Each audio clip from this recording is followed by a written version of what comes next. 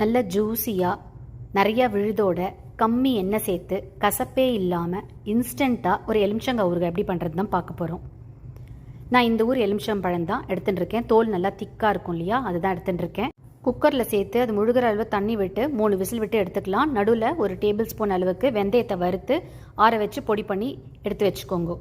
அடுத்ததாக ப்ரெஷர் நல்லா அடங்கினதுக்கப்புறமா இதெல்லாம் திறந்து டாங்ஸால் இதெல்லாம் தனியாக ஒரு கப்பில் எடுத்துட்டுருங்க. இந்த தண்ணியை கொட்டிடாதீங்க. இது என்ன பண்ணுறதுன்னு வீடியோ கடைசியில் சொல்கிறேன்.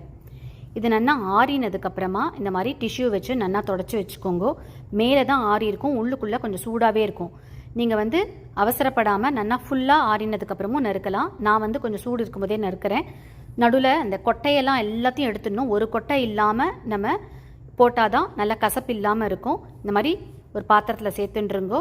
இதோட 1.5 டேபிள் ஸ்பூன் கல்லுப்பு, 1 table spoon Kashmiri chilli powder, 2 table spoon அளவுக்கு காரப்பொடி சேர்க்குறேன். நீங்கள் கூட குறைச்சி சேர்த்துக்கலாம் உங்கள் காரத்துக்கு ஏற்ற மாதிரி.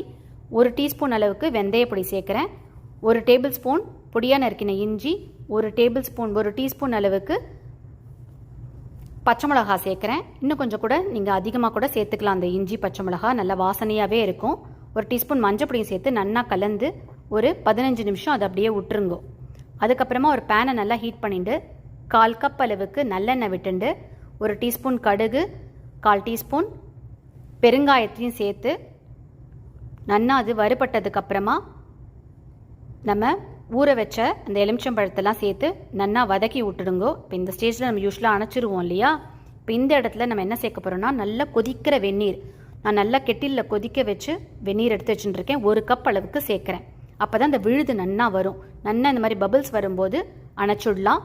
திருப்பி இதே இடத்துலையே மாற்றிடுங்கோ. நல்லா ஃபுல்லாக கம்ப்ளீட்டாக ஆறினதுக்கப்புறம் தான் மூடணும். நடுவில் மூடிடாதீங்கோ. நல்லா ஆறினதுக்கப்புறம் மூடிட்டு டெய்லி காத்தால சாயங்காலம்னு 2 வேளையும் நல்லா கலந்து கொடுத்துட்டு மூடி வச்சுடுங்கோ. இது நான் 2 நாள் கழித்து காமிக்கிறேன் பாருங்கள் எவ்வளோ ஜூஸியாக நன்னா வந்திருக்குன்னு. ஒரு 470 கிராம் அளவுக்கு வந்தது. தண்ணி விடுறதுனால கெட்டு போயிடுமோன்ற பயமும் வேண்டாம். இந்த ஊறுகாய் எந்த அளவுக்கு நன்னா வந்திருக்குன்னு பாருங்கோ. நல்லா சாஃப்டாக இருக்குன்னு நான் காமிக்கிறேன் பாருங்கோ. அப்படி கையில் பிச்சாலே பிக்க வரும். தயிர் சாத்தோட சேர்த்து சாப்பிடும்போது தேவாமிர்தமாக இருக்கும். நிச்சயமாக ஒரு தடவை ட்ரை பண்ணுங்கோ. கசப்பே நிச்சயமாக இருக்காது. தைரியமாக ட்ரை பண்ணுங்கோ.